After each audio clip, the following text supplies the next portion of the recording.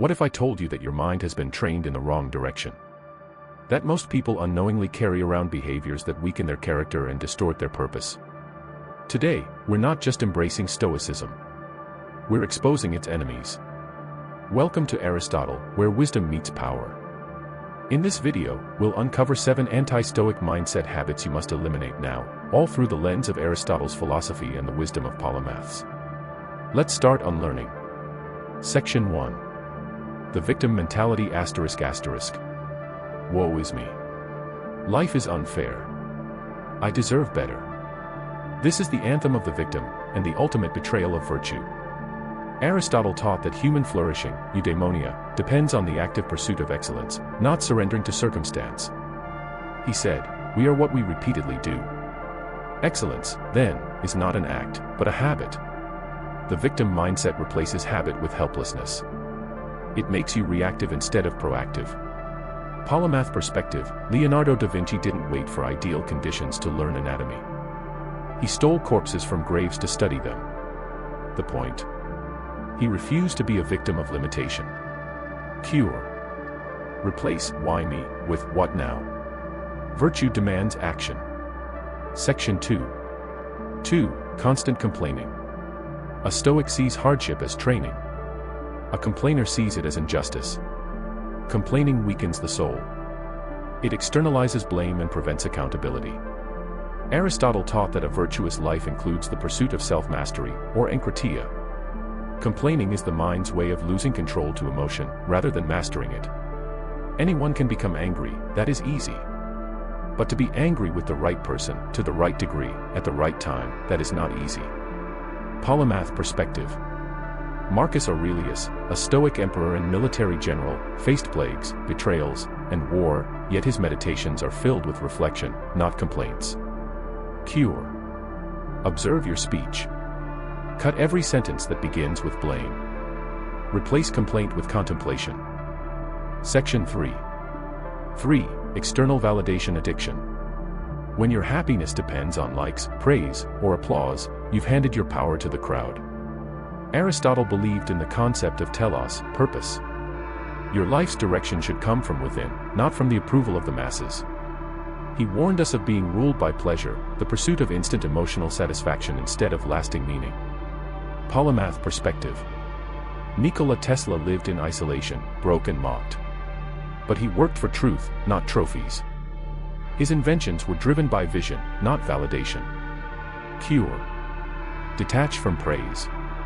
Ask, would I still do this if no one noticed? Section 4. 4. Emotional impulsivity. Anti-Stoics react. Stoics reflect. Rage. Envy. Despair. When you are driven by feelings, you become a slave to chaos. Aristotle emphasized the golden mean, not the suppression of emotion, but the balance of it. Courage is the mean between rashness and cowardice. It's not about never feeling, it's about never being ruled by what you feel. Polymath perspective. Aristotle himself studied biology, politics, logic, and ethics. He trained the mind to lead, not follow instinct. Cure. Pause. Name the emotion. Then act as your higher self, not your current mood. Section 5. 5. Indulgent comfort seeking. Just one more scroll. Just one more nap. Just one more excuse. The modern world has turned comfort into a drug. And most are addicted. Aristotle warned that the pursuit of pleasure without discipline leads to decay. His ethics emphasize temperance, the ability to want less in a world that offers more. Polymath perspective. Benjamin Franklin scheduled cold showers, limited his meals, and tracked his virtues every day. He knew that greatness grows in discomfort. Cure. Embrace friction. Choose the harder path. Train in adversity, it forges freedom. Section 6. 6. Envy of others' paths. Comparison is a thief, not just of joy, but of clarity. Stoicism teaches you to focus on what you control. Comparison is focusing on what you don't. Aristotle's teleological view held that each being has its own nature and end. You are not meant to be like others. You are meant to become fully you. Knowing yourself is the beginning of all wisdom. Polymath perspective. Socrates didn't write a single book. Plato did. Plato founded a school. Aristotle expanded it. Each followed a unique path and honored it. Cure. Limit comparison. Redirect focus inward. Double down on your purpose. Section 7. 7. Fear of solitude. People fear being alone, because in solitude, the truth speaks. Stoics embrace solitude because they understand, your inner world is the true battleground. Aristotle taught that contemplation is the highest human activity. It is in solitude that reason awakens and clarity returns.